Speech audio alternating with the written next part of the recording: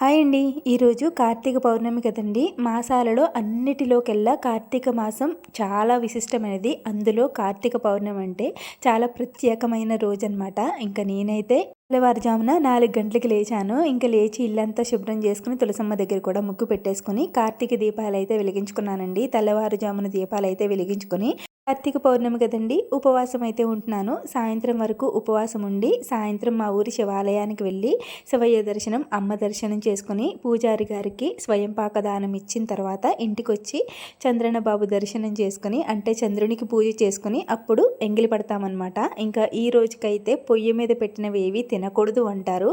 చలివిడి వడపప్పే నైవేద్యంగా పెడతారండి చంద్రునికి. అదే సాయంత్రం పూజ అయిన తర్వాతే తింటాము. ఇంకా నేనైతే ఈరోజు మా లక్కోడికి మా ఆయనకే కాబట్టి బంగాళదుంప క్యారెట్ ఫ్రై చేసేసాను. మేడం గారేమో టిఫిన్ తినేసి కాళ్ళు లాగుతున్నాయంటే కాళ్ళు పడుతున్నారనమాట. మీరైతే ప్లీజ్ వీడియోని లైక్ చేసి సబ్స్క్రైబ్ చేసుకుని వెళ్ళొచ్చుగా.